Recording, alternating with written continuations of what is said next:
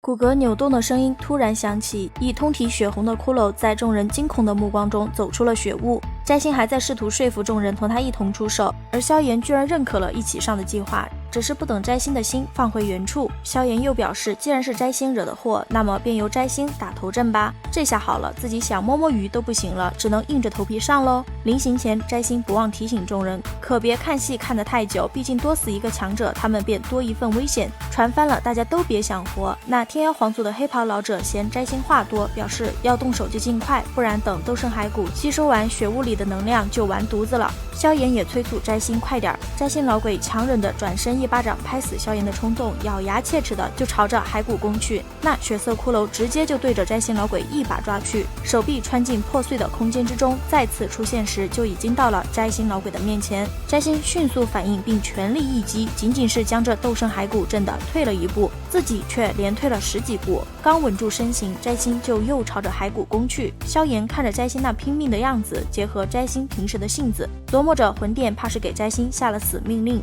那边正在干架的摘星打了一半天都不见这些人来支援，瞬间就怒吼道：混蛋，你们还看什么戏，还不动手？萧炎、冰河、唐振、黑袍人这才准备行动起来。至于其他人嘛，负责搞定剩下的人魁。冰河一行人基本都是5星以及4星斗尊的强者，萧炎能与他们一同行动，完全是托了黑袍老者的福。萧炎交代小医仙等人见势不对立马就走后，就同唐振他们一起围住了斗圣强者。几人联手还是很有效果的。随着骸骨之上的血色淡去，萧炎在攻击的时候突然发现骸骨后背处的肋骨隐隐间闪过一些奇异文字，难道那就是天阶斗技？终于是明白了为何以摘星老鬼那谨慎的性子，居然会拼死拼活的与这斗圣骸骨死磕。萧炎暗道，好个狡诈的老鬼。接下来的攻击中，在萧炎不着痕迹的观察下，终于是确定了拥有这种文字的肋骨一共有3根。此时斗圣骸骨身体之上的血红之色已经极淡了，但其眼眶之中的红芒却是跳动得越来越剧烈。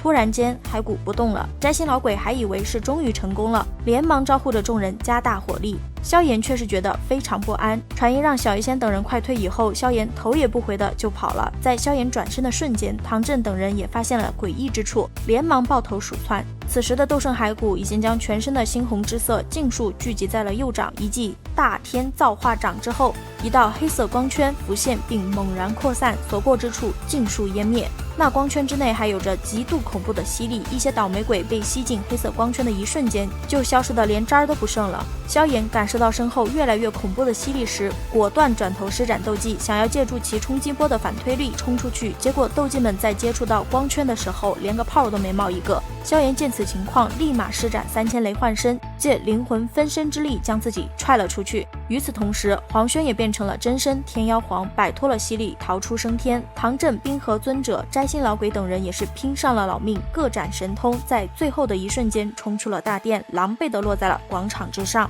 那诡异的黑色光圈一直扩散到广场边缘时才彻底的消散，这死亡威胁一散去，玉白色的骸骨就暴露在了众人的眼前。摘星老鬼率先冲向骸骨，边冲不忘义正言辞的大声道：这鬼东西害死我魂殿诸多强者，今日便由老夫出手将其挫骨扬灰。在场的哪里有真正的蠢笨之人？摘星动身的瞬间，黄轩、唐振以及冰河就追上了摘星老鬼。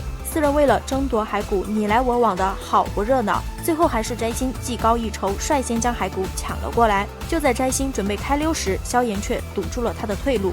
广场上众人看着为了一具骸骨便是打得你死我活的5人，才明白这骸骨才是好东西，只是心动是可以的，行动是不行的。没见己方势力的后援们都放出了自己的威压吗？此时被围攻的摘星老鬼在坚持了数十回合后，终于是有些力竭了。黄轩等人借着这个机会，像是约好了一般的，同时将攻击落在了斗圣骸骨的左肩膀处。清脆的骨裂声响起后，骸骨飞了。摘星盯着手里的一截断臂，脸色铁青，立马飞身就想将骸骨抢回来。结果萧炎先一步抓住了骸骨，萧炎的目标很明确，果断扳断了那3根肋骨后，就将其收入纳戒。摘星十分愤怒地让萧炎交出骸骨，萧炎还真就将骸骨扔给了摘星老鬼。摘星还没反应过来怎么回事的时候，黄轩和冰河的攻击就到了。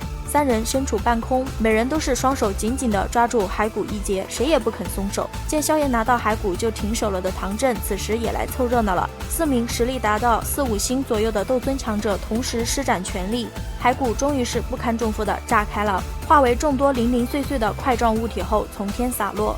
被炸飞的4人刚稳住身形，就见一道道身影猛地弹射而去，疯狂地对着这些骨骼抓去，其中就有萧炎啦。萧炎看到爆炸后的摘星抓着骷髅头以及手臂，面色铁青，却没有过多行动的时候，就明白摘星其实是不知道天阶斗技这回事儿的。